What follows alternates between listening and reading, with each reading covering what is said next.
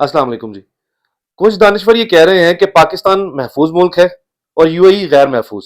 सरमायाकार पाकिस्तान रुजू कर रहे हैं, क्या ऐसा ही है? ये खुशफहमी है। अगर कोई ऐसी आपने किसी दानिश्वर से बात सुनी है तो खुशफहमी में मुबतला करने वाली बात है, अहमको की जन्नत बने रहने वाली बात है। पाकिस्तान जो है, ये जितने इन्वेस्टर यूएई की आप कह रहे हैं, ये इन्वेस्टर्स जितने सरमायाकार हैं वहां से अगर भाग रहे हैं अनसेफ होने की वजह से, ईरान अमेरिका जंग की वजह से, तो वो जाएंगे सिंगापुर जो कि हब है। वहां पे जो सहूलतें हैं और बहुत सारी इन्वेस्टमेंट जो है इस वक्त भी सिंगापुर में लोगों की बहुत है, सरमायाकार बहुत है।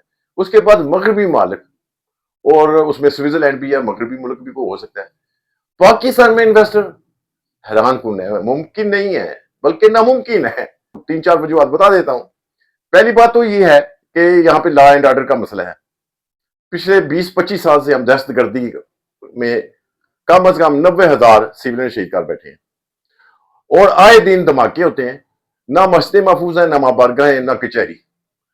नमाजी भी जुमा की नमाज पढ़ने आते हैं तो वो शहीद हो जाते हैं धमाके से, और कचहरी में लोग साइलिन आते हैं, वकला होते हैं, वो शहीद हो जाते हैं। तो फिर ये सेफ कैसे हुआ है?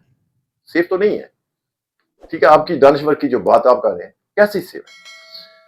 अब दूसरा पॉइंट ये है कि यहाँ पे एनर्जी क्राइसिस है, गैस नहीं, बिजली नहीं, पानी नहीं, तो क्या करेंगे लोग इन्वेस्टर यहाँ पे आके? यहाँ पे तो ऑलरेडी जो इन्वेस्टर्स हैं, जो मुकामी इन्वेस्टर हैं, वो इस मुल्क से भाग रहे हैं कि उनकी जो कास्ट ऑफ प्रोडक्शन है वो बढ़ रही है। तो जब मुकामी इन्वेस्टर जो है वो यहां से भाग रहा है तो बाहर का इन्वेस्टर कैसे आ जाएगा? और तीसरा नुकता जो है वो ये है, यहां पे माशी इस्तेहकाम नहीं है। आज ही हुकूमत को पॉलिसी अनाउंस कर दी है ना, तो आने वाली हुकूमत क्या करेगी किसी को नहीं पता। माजी में अगर देखें, मोहतरमा बेनजीर भुट्टो ने बिजली के शॉर्टफॉल के लिए आईपीपी बनाए और फॉरेन इन्वेस्टर आए। हबको प्लांट के ऊपर जो इन्वेस्टर्स थे, जो ही नवाज शरीफ की हुकूमत आई उनको गिरफ्तार कर लिया गया।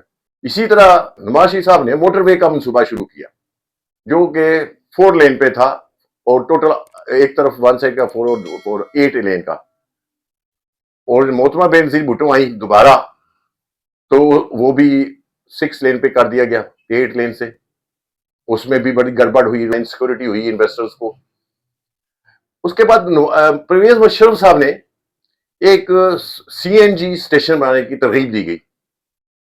मुकामी इन्वेस्टर बहुत ज्यादा है, चप्पे चप्पे पे सीएनजी स्टेशन बन गए। गैस ही कोई नहीं, सारी इन्वेस्टमेंट जाया हो गई, लोग परेशान हो गए, उनके पैसे जाया हो गए। अब शहबाज शरीफ साहब ने एक स्कीम शुरू की थी मुकामी सतह पे कि बिजली के क्राइसिस को कम करने के लिए सोलर प्लांट का इजरा किया जाए। अब सोलर प्लांट के लिए 6% पे स्टेट बैंक ऑफ पाकिस्तान ने लोन भी दिए, फिर पंजाब गवर्नमेंट ने और सेंट्रल गवर्नमेंट ने, वफाकी हुकूमत ने भी इसको एनकरेज किया और आसान इकसात के ऊपर पैनल, जो सोलर पैनल लगाए गए। अब उसके ऊपर पॉलिसी में हुकूमत पाकिस्तान अपनी ही अवाम को जो बातें की गई हैं उससे मुकर गई है, और उसे धोखा, एक किस्म का धोखा है उन लोगों के साथ जिन्होंने अपनी जमा पूंजी लगा के इस गर्ज से कि हमें बिजली सस्ती हो जाएगी तो उन्होंने सोलर प्लांट लगाए। अब उस पे ग्रीन मीटर की जगह पे नॉर्मल रीडिंग, ये वो रेट नहीं लगेगा। एक हैजान पैदा हुआ है। तो जब मुकामी सतह पे ऐसा होगा तो फॉरेन इन्वेस्टर को कशिश, या जिसे आप अट्रैक्शन कहते हैं, क्या होगी? लॉ एंड ऑर्डर नहीं और एनर्जी क्राइसिस है। और तीसरा माशी इस्तेहकाम नहीं, माशी पॉलिसियां जो है वो कंटिन्यू नहीं करती। आने वाली हुकूमत तब्दीली ले आती है, उसकी जमानत कौन देगा इन्वेस्टर को? अब आज जो चौथा पॉइंट है, चौथा नुकता, वो ये है कि यहां पे जो इदारे हैं वो सारी करप्ट है। आजकल डिजिटल दौर है, ऑनलाइन काम हो रहा है, फोन के ऊपर काम हो रहा है। यहां पे ये है, आप दफ्तरों के चक्कर लगाने पड़ते हैं एनओसी लेने के लिए, और अपनी फाइल के पीछे पीछे भागना पड़ता है, और रिश्वत के बगैर काम नहीं होते।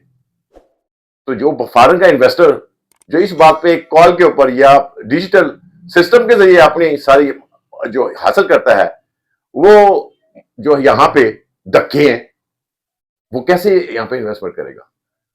इन हकाइक को जो नहीं जानते ना, वो गलत फहमी में मुब्तला है। मेरा ख्याल है ऐसे दानिश्वरों को अक्ल की ठान लेनी चाहिए, वो हकीकत को सामने रखनी चाहिए, और रियलिटी जो है ना, मतलब ग्राउंड रियलिटी को सामने रखना चाहिए, और लोगों को खुशफहमी में मुब्तला नहीं करना चाहिए। تو یہ بہت عظیم گناہ ہے. جو حقائق ہیں وہ بتا دیے جائیں.